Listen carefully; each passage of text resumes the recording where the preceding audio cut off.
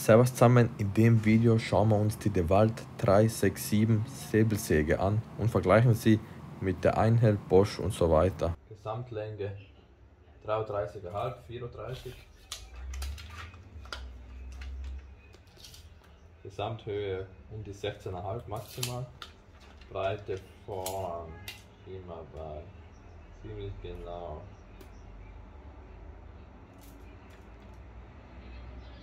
8. Und ja, Höhe haben wir gesagt. Da öffnet man den Mechanismus. Da hat man eben, kann man seitlich einspannen oder vorne. So, nun zeige ich euch, wie man es einspannt. Einfach so eindrücken, aber das muss weiter nach oben sein, seitlich der Hebel, weil sonst kommt es nicht rein, wie ich es gerade versuche, aber es nicht funktioniert. Das heißt, es muss ganz nach oben gehalten werden, dann kann man es einsetzen und ja, seitlich oder normal. Hm?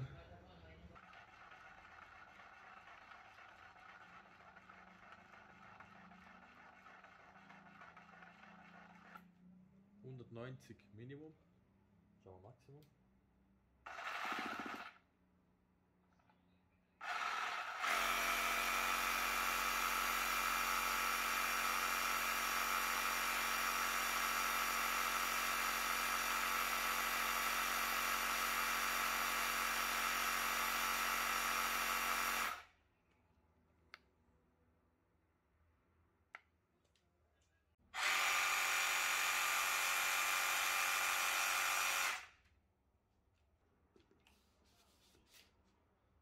LED-Sätze selbst ist nicht schlecht, ist aber auch nicht besonders gut, muss man sagen, weil man sieht, also sie ist hell, aber dann bei der Anwendung finde ich sie falsch positioniert.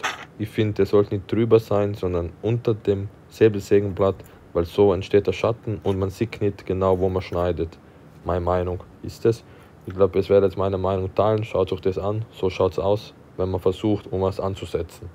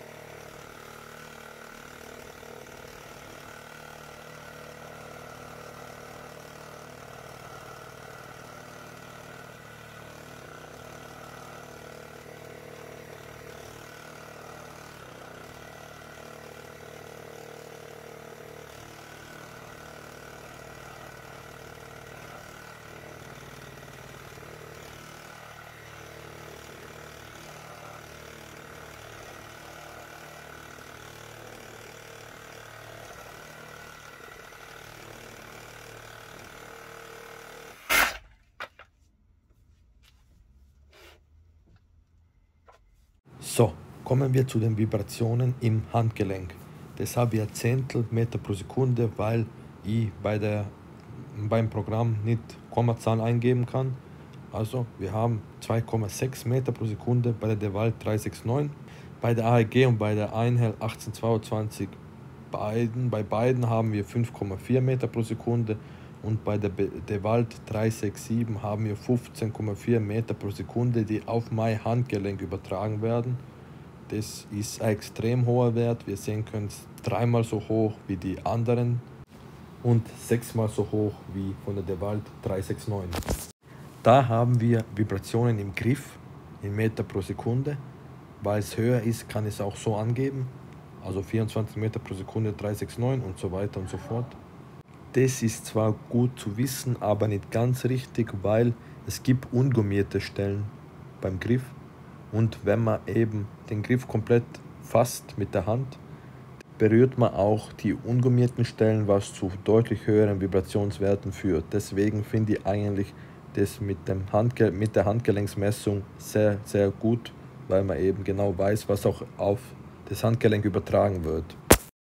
Auch wenn die DeWalt 367 von den Maßen kompakt ist für eine vollwertige oder starke Säbelsäge, ist sie sehr, sehr schwer. Mit 2,3 Kilo ist es wirklich eine heftige Säge für die Größe vom Gewicht, aber fühlt sich auch absolut hochwertig an und ergonomisch unglaublich gut einfach. Das kann DeWalt sehr, sehr gut. Die Ergonomie sind sie sehr gut dabei. Lautstärke ist nicht weiter nennenswert. 104 Dezibel ist etwas lauter als die AEG und lauter als die DeWalt. Bisschen lauter als die 1826 und 1828, die sagen wir grob im gleichen Leistungsniveau sind, obwohl die 1826 ist nochmal schon schwächer. Aber natürlich Ausreißer sein die Bosch mit 96 dB und Einhell 1822 mit nur 92 dB, die gleich stark ist wie die AEG, aber halt nicht ganz so kompakt. Aber wenn man die Lautstärke mit der Leistung vergleicht, ist die Einhell einfach besser. Kommen wir zur Leistung oder zu meinen gemessenen Ergebnissen.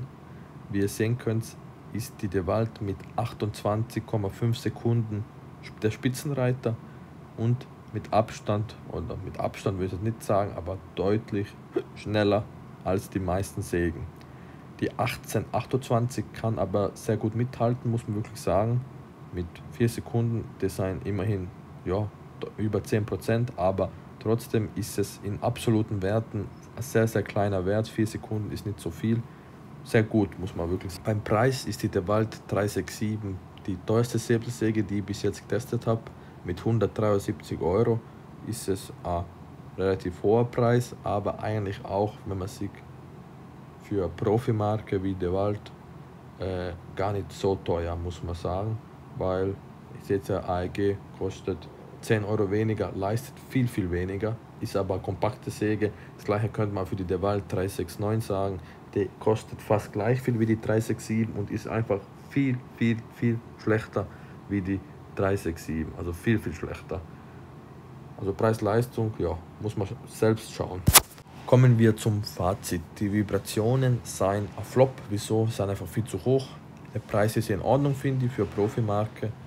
Die Lautstärke ist normal, nichts Besonderes. Ergonomie ist super. Die Leistung ist sehr, sehr gut. Gewicht ist auf der schweren Seite.